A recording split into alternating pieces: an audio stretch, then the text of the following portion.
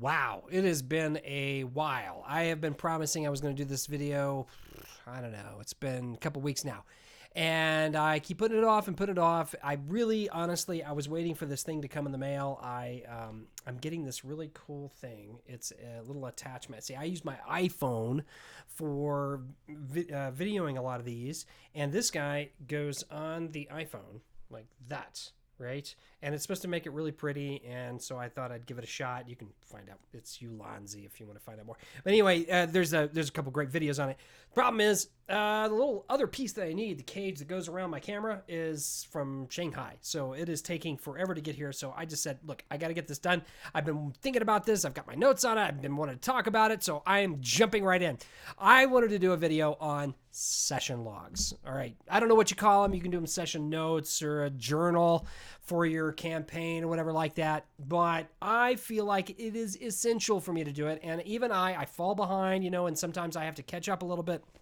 But let me just talk about why I feel like session logs are essential to being a great GM. First of all, especially in a homebrew world, are so many names and places and items and events and things that happen. You've got all this creative energy going on in your brain. You're writing it down in a notebook. You're putting it in on Scabard RPG Campaign Manager. You're putting it on whatever you got online, Google Doc or a Word doc or something like that. You have a lot of great ideas, and they come out during the game. The game is, 3, 4, 5 hours long, and it's easy for you to forget a name or a place, or what was the name of that tavern keeper? I remember the smith. He had sort of a burly voice, but I don't remember at all what his name was or where he was from, and he said he had a daughter, and I can't remember. Anyway, it all goes by the brain rather quickly. We all have other lives outside of our D&D games, unless you're just luckier than I am. You get to play D&D all day long. I do not. And so I use a session log to make sure that I have kept track of all of my notes. And I don't find myself in a game wondering who was where and why was what, or when did that happen. I know, because of my session log, exactly where to find everything. More than that, you may have players, I should say, who are not great note takers. I don't know about you guys. I am not the best note taker in the world. Even when I'm supposed to be taking notes, I don't take notes very well. I do take notes during the game. I have this little binder that I keep with me at all times, and not advertising here. You can use anything you want. The nice thing about it is it's got plastic on it, and I've got this little sheet, and I can track, I've got my players' stats and stuff like that, and I can write down information here about what went on during the game, and I can take notes, and I can put it down later. And I do try to do that, and I've got my trusty handy-dandy dry erase marker that I use on there. I feel like I, back in the classroom, used to be a teacher, and I get to keep as many notes as I possibly can. So I think you should do that. But some of us are not great note takers. I am notoriously bad at it. I have players who have busy lives, and a lot of times it's easy to forget a name because it's a weird name when they never even saw it written down. They just heard it. You don't even know how to spell it. And so it's important that they have something to go by. Now, you can say, look, that's on the players. That is their responsibility. If they don't take notes, well, that's totally on them. Well, that's completely up to you. I don't feel that way. I feel like it's kind of a both and thing. And I often will say, where did you guys go first last week? So I do, I will connect with them sometimes during the week and say, where did things start? Am I forgetting something? But a lot of times they don't take good notes, and a lot of times they don't share those notes. Maybe you've got players in the group who are really stingy with their notes, and there's not like they want to share them. They use them as power over the other players. And if you wanted to know that king's name, then you should have written it down. And now I have control. If that's the kind of personality they have, that's fine. Whatever. I don't have that personality. I like to make sure that my players who are all about my age or around my age can go preferably online to find it. And you can, like I said, you can do this in a Word doc or Google Doc or composition notebook. It doesn't matter. You can put a chart paper on the wall. I use an online campaign manager to do this, but I wanted to show you how I do that. The most important thing is not how you do it, but that you do it for your sake and for your players' sake. As you move through a long-term homebrew campaign, session logs are essential. All right, so let me get into it. I'm going to show you how I take notes, All right. I am actually in my personal campaign. Okay. So you're looking at the Legends of Sicario online. And this is my session logs. So all I did was, you can see I'm in Scabard right here. And all I did was I went over to session logs, which is a relatively new feature, by the way. When I first started using Scabard, that wasn't there. It would just be an event or you could create a note.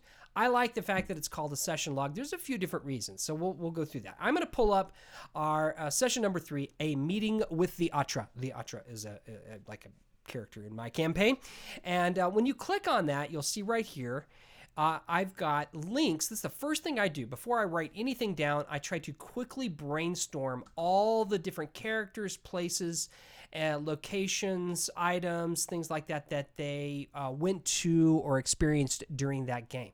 So you can see I've got the hookah bar there. Yeah, I actually have a hookah bar in my campaign. I have the Museum of Grok. I've got the PC group, which is helpful because then they can be able to find it online for the whole PC group. I've got clans. I've got locations. Okay. This right here is actually a folder that I use to connect all of my session logs for this campaign. So you can see that right there. I actually have all the session logs for my current campaign right there. So we'll go back real quick. So anyway, that's kind of the idea is I roll through as many things as possible, connect. So how do I do that? All right. You can go up here to the connections right there. You can go right here to the connections, the chain link right there. That's usually what I do. I click on that. And then I just go crazy. All right, who were the participants, right? Participant. Who were the characters? All right, these are a lot of these are the characters in my game, but some of them are characters in that are NPCs. So they might be NPCs, they might be player characters. All right, you can put in all this kind of crazy extra stuff that a lot of times I don't end up using. But who is the organizer of this event? I do use this one a lot, and that is the next event. Right, so I go in here and I put all this in my folder: Lost City of Kohoritan, the story so far. That's my folder, and then I've got the next event, and then I've got the previous event. Right, and the value of that is that's going to show up on the right-hand side of my session log, so they can quickly go, okay, well, what was the week before that? What was the week after that? And that sort of thing. So that's really easy to do inside this system. So that's why I do it. Then I've got my locations. I've got settings. That's generally how I put them in. And you can call this a sub-event. It's a session log. And so this is the session log of an adventure that I created. My players almost never get to see my adventures. I keep them secret all the time. Sometimes I'll reveal what was in that adventure, but most of the time that just stays as a GM secret. I hide it in the background. So this is just for me to know that this was a session log of that adventure that I set up in the campaign. So that's really just for me, not for them. All right, so that's pretty much it. Then you click save. You can, by the way, make things secret. So say there was a character who was involved in this event, but the players didn't know it. They were working behind the scenes to control everything. If they were doing something like that, you can always click secret right here, right? That's helpful because they will not see it. Only the GM will see it, all right? So we'll click save, and now that we've got that there, I have two valuable things going on. I've got this long list, which can be seen in a little bit different way. I can also view that as a table of contents. All right, so it's organized like that. That's kind of cool. And then in addition to that, you can also see that we've got on the right-hand side all of the connections right there, including next event and a next event of. That is super helpful. Instant links for your player characters. I think this is one of the most helpful things that you can do as a GM. By putting all this together, these links are probably the first place I start. And if this is all I do, this is probably a lot for them. But I do a little bit more. So then I go into my edit right here. And I am... Then I go in and I slide down. You can see what I've done here. All I do is I create a bulleted list of all the different things that went on during the game, right? So, waking up early in the morning, the rooms above Meltas, the party attempts to negotiate with Dortham. Then new bullet, new bullet, new bullet, new bullet. I go all the way to the end, and then entering the jungle, the party were attacked several times by dangerous fauna. If you have that fauna listed somewhere in your campaign manager, great. You can put that in there. That's always good.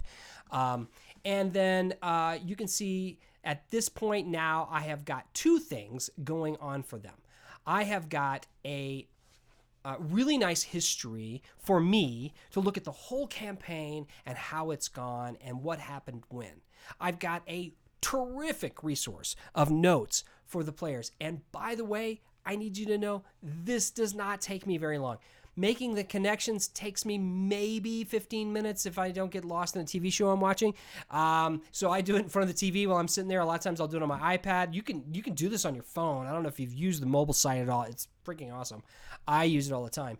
You can also, this right here, this little typed out section, that took me maybe 20 minutes. And you could even do it during the game, right? So you could sit there and just kind of keep track of what's going on during the game if you're that organized. I'm not.